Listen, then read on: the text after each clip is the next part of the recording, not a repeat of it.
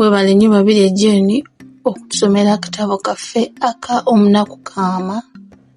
Luno lwe lugero lwaffe lwe tugera oluvannyuma lw'okusoma akatabo nga tugenda okuzzaako akatabo akayiiya akalala. Olugero lwa leero lulina omutwe ogugamba nti nsangi.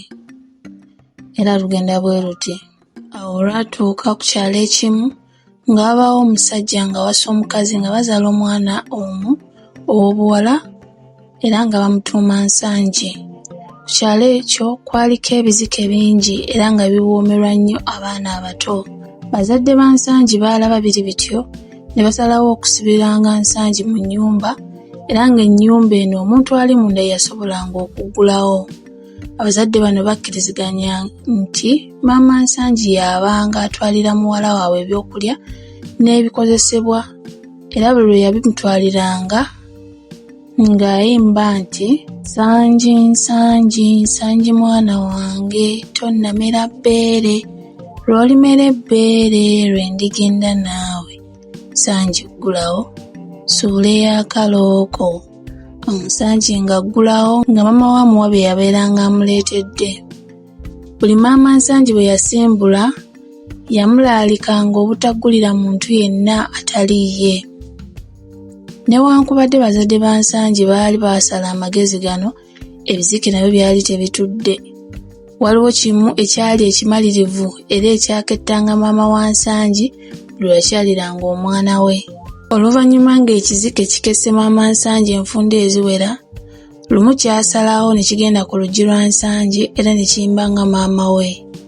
Kyayimba nti Nsangi Nsangi Nsangi mwana wange tonnamera bbeere lw'olimera ebbeere lwe ndigenda naawe Nsangi ggulawo suula ey'akalooko. Olw'okuba nti kyalina oguloboozi ogunene, Nsangi teyaggulawo.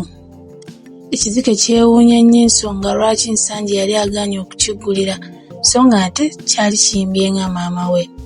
Kyaddamu okuketta maama Nsangi era oluvannyuma kyakizuula nti obuzibu bwali buva ku njawukana mu maloboozi gaabwe. Ekizike kino kyasalawo okugenda ew'omulubaale era yakiwa eddagala wabula yakikuutira obutalya kantu konna paka nga kimaze okulya Nsangi era kyakkiriza.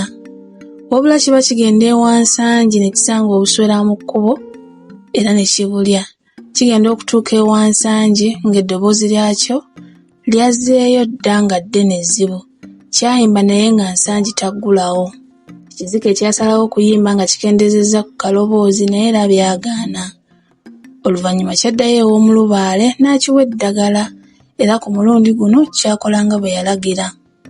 Bwe kyatuuka ku mulyango gwa Nsangi, ekizike kyayimba mu ddoboozi lyennyini erya maama Nsangi era Nsangi yakiggulira. Olwakiggulira nga kimulya era nga kizaawo bulungi oluggi nga kyetambulira. Tewaayita bbanga ddene maama Nsangi naye n'atuuka. Bwe yatuuka ng'ayimba Nsangi Nsangi Nsangi mwana wange tonnamera bbeere lw'olimera ebbeere lwe ndigenda naawe Nsangi ggulawo suula ey'akalooko. Nga Nsangi taggulawo. Maama Nsangi ng'addamu ayimba era nga teri amuggulira. Yalwaddaaki n'abandula oluggi. Ekyamumala enviiri ku mutwe kwe kubanga muwala we yali tamukubako kimunye. Mu busungu n'obukambwe obungi yakuŋŋaanya amazike gonna n'agasimbya ennyiriri era n'atandika kubuuza limu ku limu nti ggwe olidde Nsangi?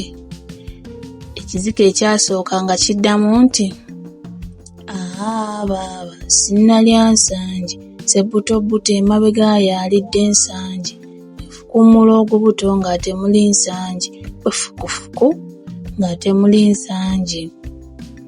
Agenda abuuza ezzike limu ku limu paka bwe yatuuka ku kizike ekyali kisembayo.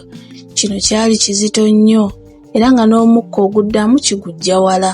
Maama Nsangi yabuuza ekizike nti ggwe olidde Nsangi kkokyo? Baaba sinnalya Nsangi sebbutobuto emabega yaalidde Nsangi bwefukumula ogubuto nga temuli Nsangi bufukufuku nga temuli Nsangi. Maama Nsangi obusungu bwamweyongera n'akigamba agenda kukibaaga.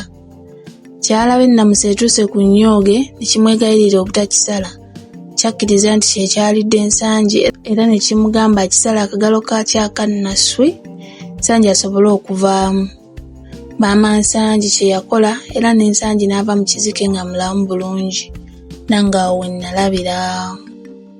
Oluvannyuma lw'olugero lwa Nsangi tugenda kuzzaako akatabo akayiiye mu lulimi Oluganda kalina omutwe ogugamba nti Ntabadde, emitawaana gy'omuwala mu kiyumba.